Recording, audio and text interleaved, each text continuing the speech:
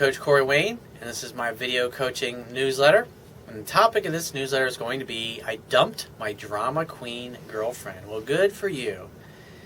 Like I say numerous times, my life is a drama-free zone, and I simply do not tolerate women who do nothing but create drama in their lives, in my life. Life's too fucking short, dude. I got an email here from a viewer. He says, "Hey Corey, since my last email, I've had some sad news. I had to officially call things off with my girlfriend. I came to the realization that I could not make her happy as much as I wanted to. Her insecurity, jealousy, and low self-esteem were contributing factors. And I tried all I could do to make the relationship work, but I couldn't. She was upset, crying, and begging for one more chance, but I stuck to my guns and told her that she needed to find someone who could love her the way she wanted to be loved. She then started acting very strange, saying that I'd broken her heart and that she had all of these negative feelings for me. She even went so far as to say that she would kill herself by starvation because I broke her heart. I called her father about these things because it seemed what she said was not serious enough to get the police involved, but not trivial enough to be ignored. Her dad thanked me and told me that him and her mother would be getting her some help. Even though I feel I made the right decision, there's still a sense of guilt I feel." He says things like, maybe I should have given her a second chance, or did I just scar her for life? I mean, at the end of the day, it's not your fault that she is fucked up. And it's not your fault that she continues to act the way she does.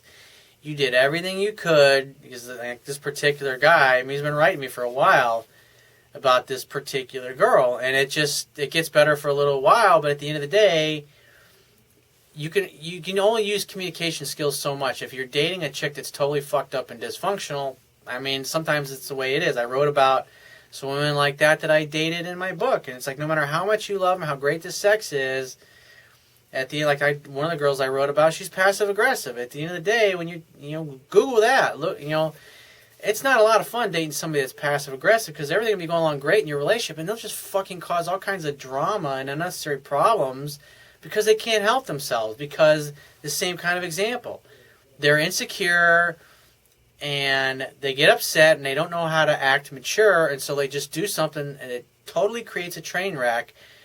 And they know that they're fucking things up, but yet they won't do anything to fix things. And after a while, you get tired of always being the one that's putting Humpty Dumpty back together again.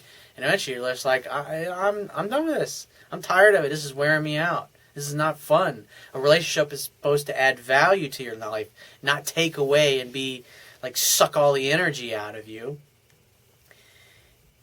He says, I know she's had many heartbreaks in the past, and will I be the one that breaks the camel's back and cause her to crack? He says, you got to keep in mind, the other thing is that she's trying to guilt you into staying with her.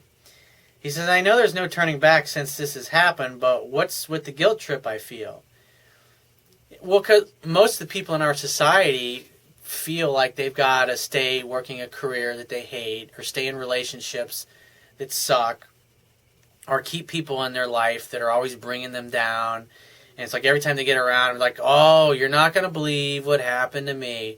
Oh, my God. I mean, I've got friends that are like that. It's like every time I talk to them, they're like, oh, my God, you're not going to believe what happened to me. And so it's like I don't talk to them very often because it's always some kind of fucking drama or shit that they cause in their own life that usually was a big result of their own actions or failure to take action to do things that they know they need to do. He says, after all, I did everything in my power to make the relationship work, but I knew after Saturday night's fiasco, she was rude and inconsiderate when we were at a dinner party with some mutual friends, that there was nothing I could do to salvage the relationship. Have you ever had this guilt trip? And if so, what's the reason for it? And I would say, yes, I did when I was younger, but what you realize is when you go through enough relationships and you have enough healthy relationships where this kind of shit that's going on here, it never happens. And so when you get into enough healthy relationships in the future, it's just life experience. Then you realize it won't be for probably 6 months or maybe a year, probably not until you're with a really great gal next that you realize how awesome things are with your new girl and how fucked up things were with the old girl. And that's when you think to yourself, like, God, I'm so glad that I did that. Because in a way, it's like everything in our society, it's like, you can't be happy. You can't be head over heels in love. That's a fairy tale. That only happens in the movies. You can't work a job that you really love and that's emotionally compelling to you, and you get up early out of bed in the morning and dash to the office because you're excited to begin the next way. It's like society, that's not the norm in our society. The norm in our society is like, look at all the TV sitcoms. What do? They paint one dysfunctional picture after another. Nobody in TV sitcoms is in healthy relationships. They're all fucked up in some way or another, and all they do, the characters are always going, why me? Why do things always suck this bad? And everybody laughs because that's how the average person goes through their life. Most people tend to major in minor things. Most people don't have the guts to go for the things that they really want in their life. And so what I would say to you is that just, get used to it. And it's going to happen because more than likely this is probably one of the first times in your life where you've been in a relationship with a girl and you've been the one who's done the dumping.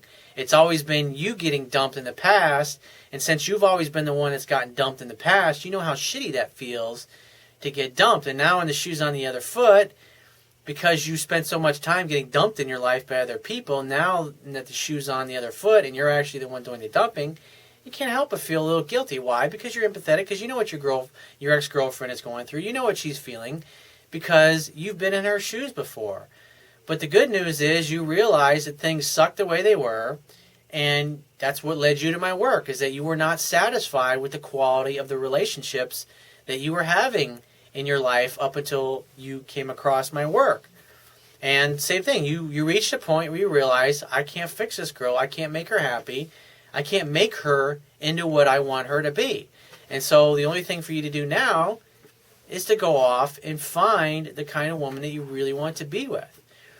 And like I said, over time, it's like as you get used to rejecting women like this, you'll find yourself, you'll meet other women like this in the future, but instead of getting into a relationship with them, you'll be able to spot all the red flags and the warning signals, so you realize, hey, I've been down this road before and it's pretty fucking bumpy, and I'm going to pass on this little off-road adventure this time around.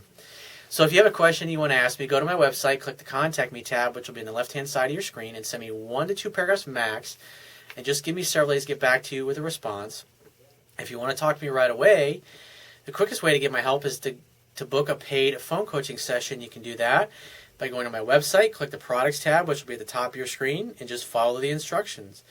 If you want to get a digital version of my Kindle ebook, on my website, underneath the email sign-up box, is a box that has a link that will take you right to the Amazon Kindle download page for my book. Once you get there, if you don't have a Kindle device, just download one of their free e-reader apps for whatever electronic device that you want to read it on.